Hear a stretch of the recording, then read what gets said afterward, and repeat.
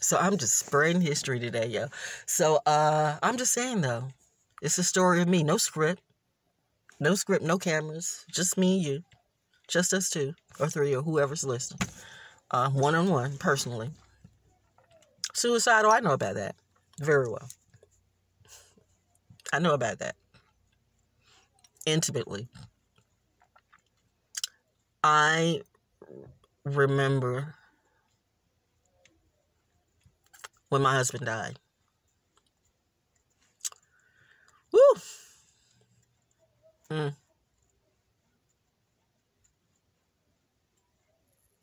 Mm. I remember everything about that night.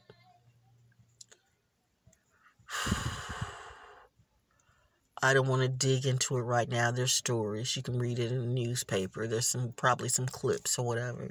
I don't have to rehash that right now because but here's what you may not have known. I had just accepted a job in Alabama, of all places, a place I said I would never go, never wanted to go. Two places I said I never wanted to go, Mississippi and Alabama. Ooh, hell no. You just, just certain things you learn. Like,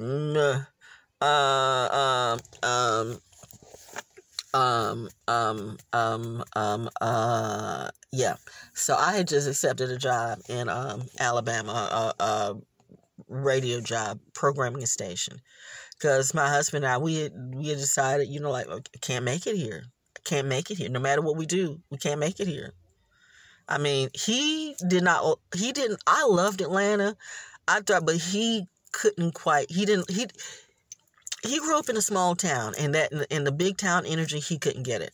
I don't mind a big town, a big city, but I'm always going to be on the outskirts of it. I don't like being in a big city because that energy ain't me. But, I'm always on the outskirts of something like that. I'm with that.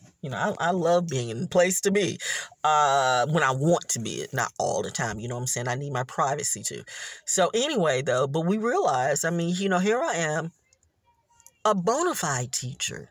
I know how to reach the youth. I've always known how to reach the youth. They've seen it. Teachers have seen it. Schools have seen it.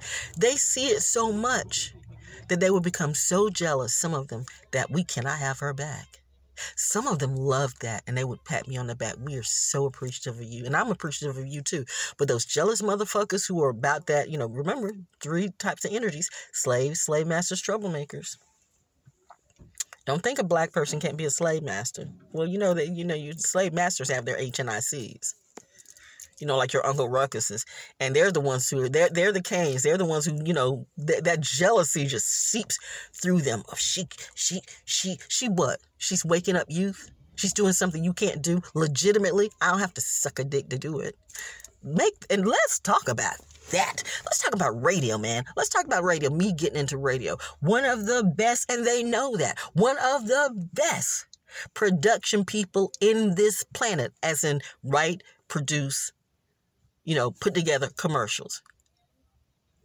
I have been, the startup queen on so many stations. And don't think that radio is not a big, just like anything in the entertainment industry, big boy network. I've had male motherfuckers who right off the bat became threatened by me for 2 reasons. Because I'm goddamn talented, and because I would not let them fuck me. And I always had this thing I would say. There are 2 things I don't do. I don't fuck to get to the top, and I will not let you fuck me. Before I do that, I will fuck you. Bet that. Remember, GB? Remember, there's nobody that'd be a greater producer than me. Bitch, please. Remember when you told me that? I never forgotten it. I've got that from several males. Even when one of the greatest production persons, wait a minute, get the words out right. One of the greatest production artists, as in radio commercials, TV, radio commercials, Mitch Faulkner, my big bro, was impressed with me, yo. A couple of times, not many, but a couple of times I even bested him because, I'm dogmatic about stuff. There was a mix one time. We were mixing something, and it wasn't just because my ear is keen. That's what makes me so good. I'm very keen. I'm very precise in what I do all the time.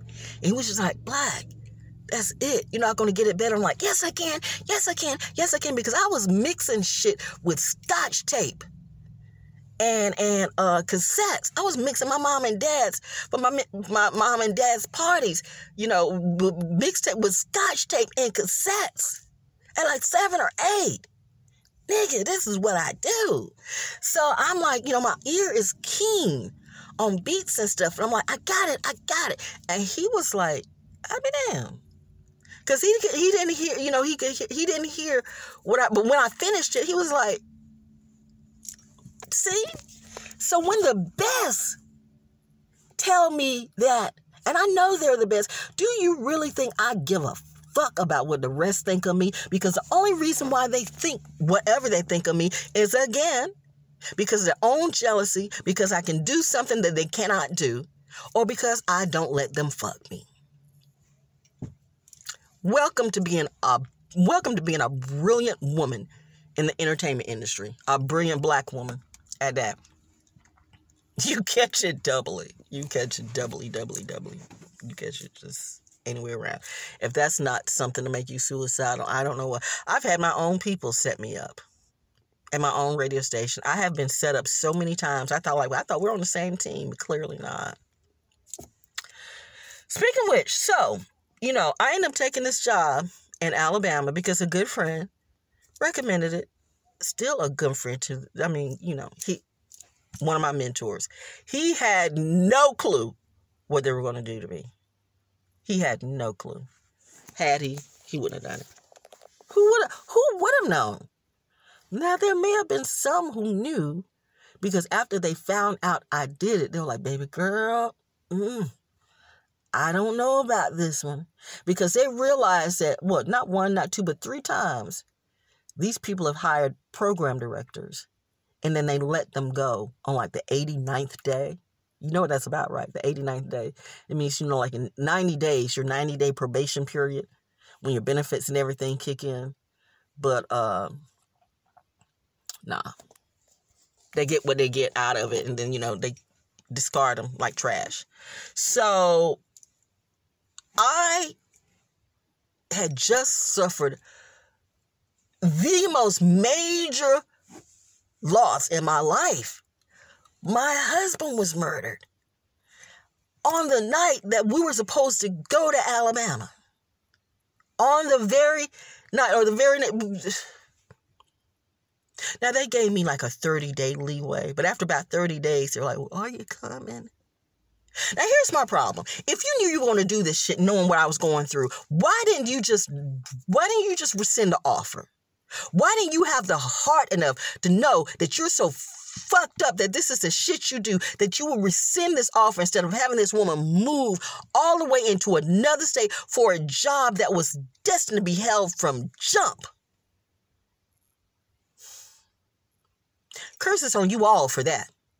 I will never forgive you. I will never forget it. Urban Broadcasting.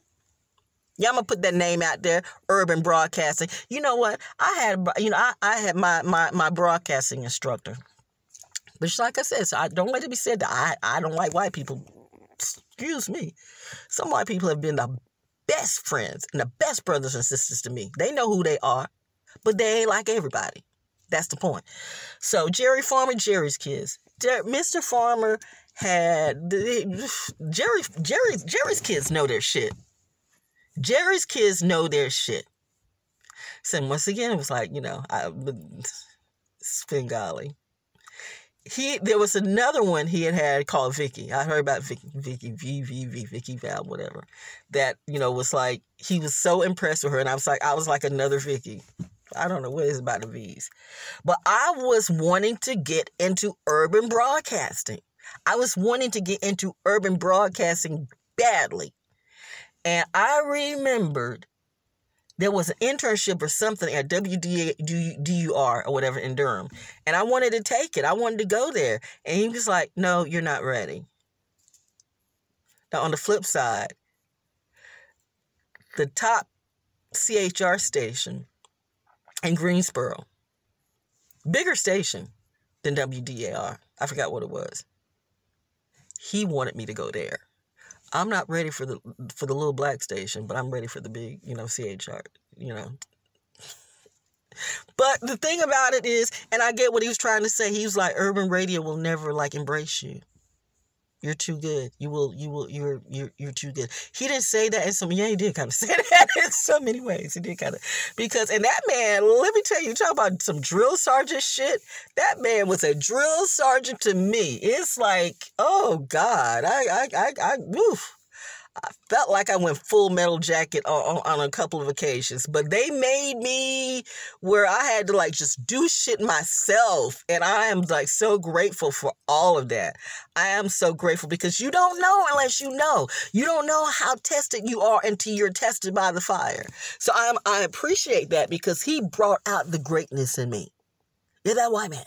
He brought out the greatness in my radio skills. He made me aware and equipped, and he tried to warn me. But you know me, I'm hard-headed. I have to find out my way. So anyway, let's get back to broadcasting, urban broadcasting in particular, going to Alabama to a job that was never going to be 90 days later. I get there, and plus, first off, they got this crazy-ass motherfucker, this crazy-ass nigga that they were afraid to fire. I don't know why. Niggas set the station on fire 2 or 3 times, like, but he was crazy. I guess. I don't know. I don't know if he had some dirt on him. I don't know. So, it was like one of my top duties, along with, being the program director of the station, was to groom him or to make him better or to fire him. Now, number one, the equipment wasn't shit. We had no money. As I said on a conference call, how the fuck you expect us to win? When a race, when I don't even have a car, I have no motor, I have no tires, I don't even have a car. You come in here and show me how it's done, and I can do it. But how are you going to run a race when you don't even have a car? They tried to blame it on the engineer. The engineer said they ain't paid him no money. They ain't paid him no money. There's no money for the equipment. So we're doing shit with nothing. And they would try to gaslight their program directors, always making it seem like it was them when it was the company itself. Oh, you want to sue me for slander? Motherfucker, I dare you. I dare you because you got proof. Make me a rich bitch today. Make me rich. Make me rich, motherfucker. Make me rich. I don't play. I don't play. Mom and daddy's girl don't play. So, I'm just saying. And this Negro gonna say I'm like just trying to get this stuff done. And I'm being like, well, who wouldn't be emotional? I'm not being overly emotional. I mean, I'm not like one of these criminals. I'm not that type of bitch. I'm a business chick. And I'm saying what needs to be done. And so this Negro, the crazy one that they were afraid to fire, he was like, well, you wouldn't be like this if you hadn't just lost your husband. You just emotional because you lost your... Bitch, you better be glad I did knock the fuck out of you right then and there. Except that I wasn't going to go to Alabama and go to jail. You don't know how close you came to losing your life because I am not that bitch to fear. I am that bitch to fear. But I'm not that bitch to fear some stupid shit. I don't feel crazy because, bitch, I'm crazy. I can match your crazy and double it. Bet that. I wonder if you're still living today. Because I let you slide. I still got fired, though. Anyway. Whew, God.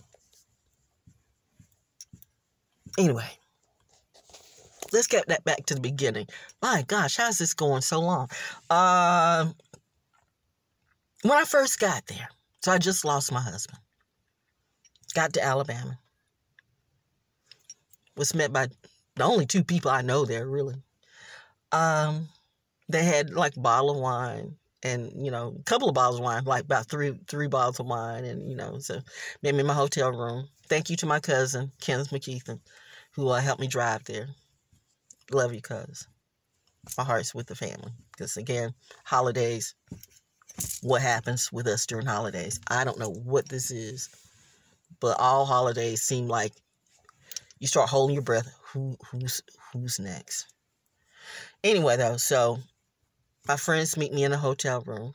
You know, we're laughing and joking. They're like, "You okay? You okay?" And I'm like, "Yeah, I'm okay. Long story short, you know, they leave.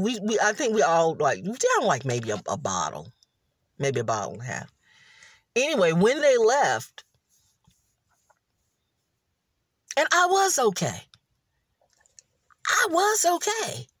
This is how quick this can happen. This is how very quick this can happen. I was okay. So I thought I was okay. But in a moment of, I'm not okay, I decided to drink the rest of those bottles of wine, and I had some Benadryl. I had a pack of Benadryl because Benadryl is the only thing. When I get allergies, my eyes swell up, you know, and it's just ugly, pure ugly. And Benadryl is the only thing that can like stop that. So I had a new pack of Benadryl that I had, you know, bringing to Alabama with me, and I drank the other 2 bottles of wine and took a whole pack of Benadryl.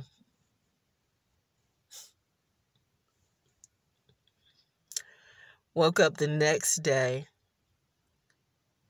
just to find out, with a massive headache, just to find out that Heath Ledger had died. And I'm like, God, what the fuck? Did you miss the memo? Hello? It was supposed to be me. God said, no.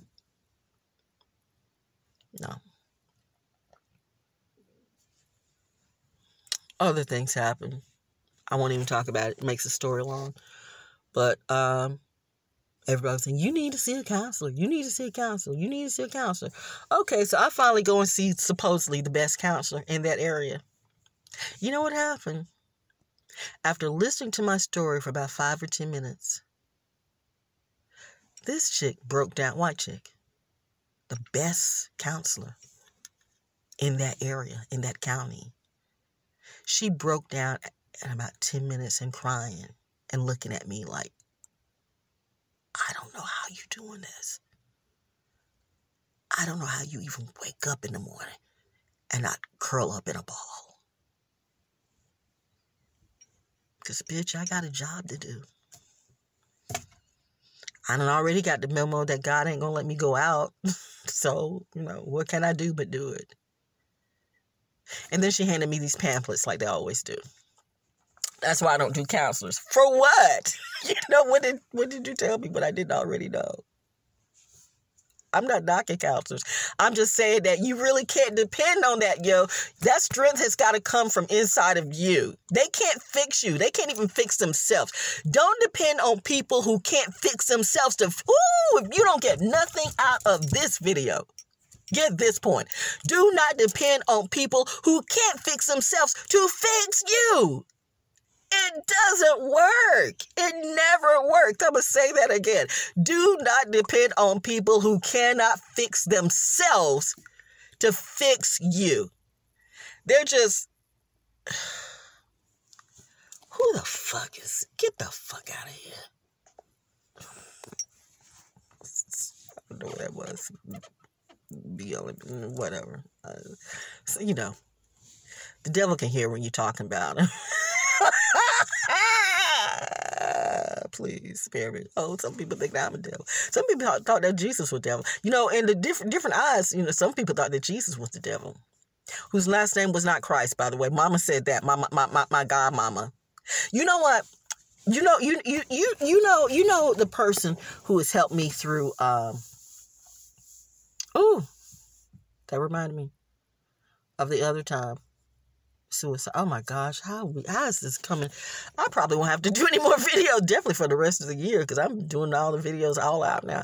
When Michael Jackson died, when my spiritual brother died, white people, we had him first. We knew what you did to him. Those of us who knew. It was a blow to the family. It was a blow bigger than you know. It was a blow.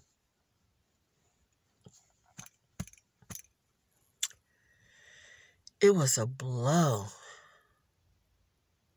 Ooh. Yeah, I had come back from Alabama. I was like, this past Alabama, past my husband's death, and I'm back in Fayetteville, and that's even getting back at that, it's a whole different story. I won't even go into that. I just won't. Let's just say people love to manipulate you when they think you're down, when they think you're depressed, and they try to get everything out of you. But that shit comes back on you, doesn't it? They don't see that I was always protected. I was always protected. I was always protected. I am always protected. So anyway, yeah. You got to be careful, especially when you're, quote, rich, who you align yourself with. Because a lot of people want to align themselves with you, but they're not true. Not to you. They're just there for the money. They're not there for you. So when Michael died, that was a blow. Because I've been into, like I said, we had him first. From the very beginning, Jack the 5, from the very beginning. And, oh, God. Woo! It was like I was right back to my husband's death. And my mom's death. And my dad's death. It's funny how deaths kind of like they stack on. It's like stacking cars. They just stack on. One leads to another, which leads to another, which leads to another, and they're all connected. At least with me. That might not be with everybody, but it is for me. So, 2 people got it. My godmother, Reverend Juliet Gatlin. That's the real one. The only oracle, I only know of 2 real oracles. I only know really of 1 real oracle, other than myself. And that's my godmother, Reverend Julia Gatlin. Of course, the oracle in The Matrix, the movie. The sister, by the way, the sister who wrote the book, who portrayed an oracle as a black woman. And, to me, the oracle is a black woman. My godmother, Reverend Julia Gatlin, a real one. Her book, Spirit Speaks to Sisters. Get that book. Massive book. Major book. One of the most prized possessions in my book collection. She was like, she said something in me. And she was like, I'm not going to lose you too. I felt honored by that, actually, that someone even cared that much of her status. She's just the bomb. Mom is the bomb. I don't know why more of you all won't plug, because if you want to plug into a real one, Reverend Juliet Gatlin, that's as real as you can come. Her I'm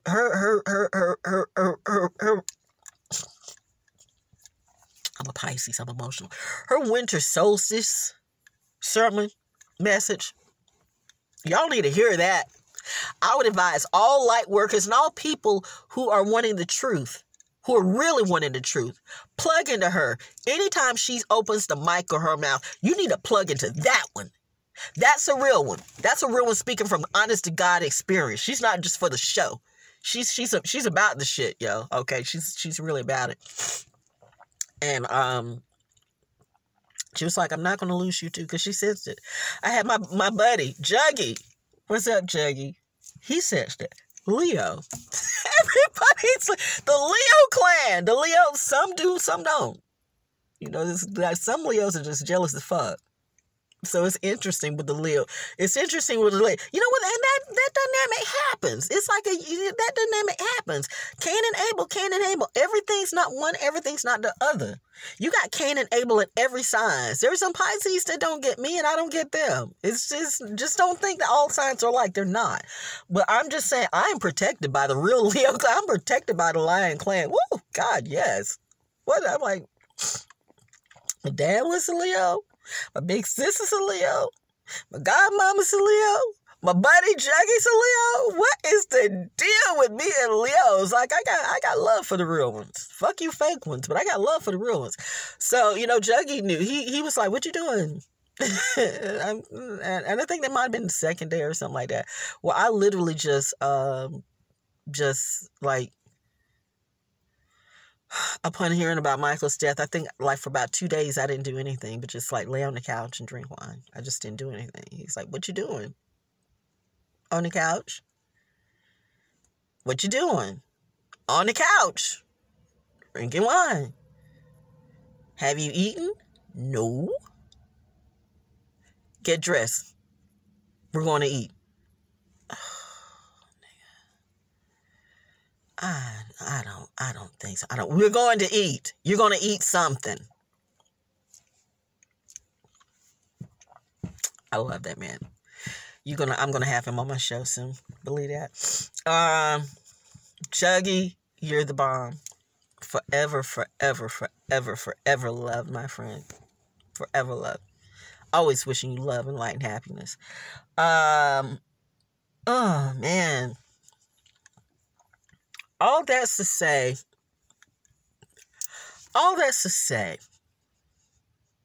and as Reverend June Juliet Gallon, that's another real one who can talk to you about suicide. You know when God is in the picture, the real one. Because there have been times, I'm a nurse's kid. I know where the jugular vein is on your wrist. Which one was it? I think it was this one. I don't know. One of them. Where, cut the wrist. For a half a second, the blood started gushing and it just stopped. It just stopped. Like, no. There have been at least 3 times where from betrayal and just too much and no money, no nothing, all the people that I have helped and no one came to help me, and I'm about to be homeless and destitute. It was just too much for this chick who grew out of love, and all of a sudden I'm being buried under hate and sorrow and misery and depression. Oh hell yeah, I know suicide very well. It knows me. The attempt. But I know God is very well too. And I didn't stop me from dying. They did. Not my child. Not my child. You were born for a reason. You were born to share your story. You were born for those who get it to see a real one. Because there's going to come a time when all these lies are going to fall short and people aren't going to feel shit about nothing. And they're going to want to see and hear and feel a real one so they can know and see themselves literally, and not see someone who's trying to be better than them, but see someone who is just like them. Human. Caring. Loving. Scared. Angry. Disappointed. Depressed. Alone. You're never alone. Let me say that. If you don't take nothing out of this, you're never, ever alone. You're just plugged into the wrong people and the wrong shit and the wrong energy. You need to take your life back. Take your energy back. And find the tribe that's for you. Not the one that you have to work for, but the one that works for you. And I'm telling you, man, life can change. Even in these times, life can change for the better. Look at what's happening. And truth be told, I'm having the best year of my life. Since my parents died, since my husband died. I mean, Anyway, that's enough. I think you get it. I think whatever this was for, whatever this was for, I think you get it. Okay? I think you get it. I'm sure you get it. Those who are meant to get it, got it. Those who don't, wasn't for you. Anyway, happy holidays or whatever you celebrate whenever you see this. Make it a happy whatever it is. Happy holidays, happy birthday, happy moon day, Tuesday, Wednesday, Thursday, Friday, Saturday, Sunday, whatever. Happy day, happy you, happy life, happy awakening. Happy New Year, happy all of that. Because it is a new year. Because right now, someone is getting something that they didn't know before. And that's clarity. And that makes me feel good. Because I know at least one person was saved by my story and by my words.